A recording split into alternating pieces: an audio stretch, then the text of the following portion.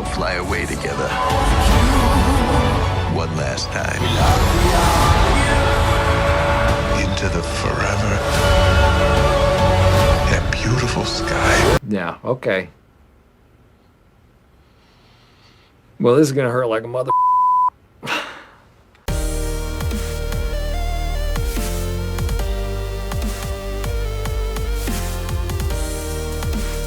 Guardians of the Galaxy Volume 3 was my most anticipated movie of 2023, which is a big surprise because I have not been a fan of what Marvel's been putting out lately, really since Shang-Chi. I'm very happy to announce though that Volume 3 was everything I wanted in the conclusion to the Guardians of the Galaxy trilogy. The plot is great, we're thrown right back into the world of the Guardians like we never left. Even though Volume 2 came out what seems like 10 years ago. The way James Gunn tells the story is great. We get to see what happened to Rocket in the past while still progressing what's going on in the present. Rocket is the heart of the movie.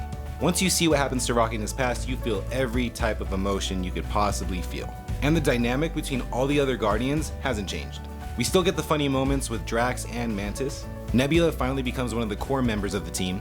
And the way that Peter and Gamora were written was realistic and rewarding considering where they stood after Infinity War and Endgame. We also get a few new characters introduced in this movie. Like Cosmo the Space Dog, who uses telekinesis throughout the movie. And Adam Warlock, which I was really surprised by. I didn't know much about him and the way he was portrayed seemed a little bit weird. Now I'm sure that it was comic accurate, but it just wasn't what I was expecting. I do hope that Marvel does something more with him though, because the potential is there for sure.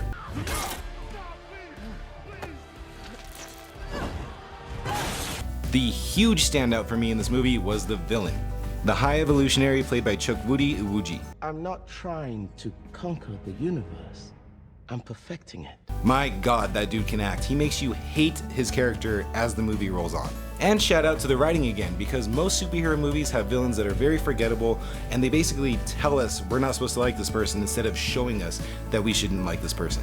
With the High Evolutionary, we are shown why he is the bad guy. Now I have a lot of praise for this movie, the acting, the writing, the plot, but there are a few things that didn't really seem like Guardians to me. I don't want to say it, but I have to. This soundtrack is the worst of the three. But hold up, I'm not finished. Now the music in these movies is just as big as the characters and the world, so going pretty light on the music was a bit of a letdown. The plot of the movie is hands down the most serious, if not the most serious MCU movie next to Endgame. Having upbeat, fun songs throughout this movie would not mesh well with the tone that they were trying to set, and doing so would have hurt the movie in the long run. It still had really good songs in there, I'm not saying it didn't, it's just a very serious movie that didn't allow fun, upbeat songs to really be played that much throughout the movie. I miss you so much. And maybe if you open yourself up to it,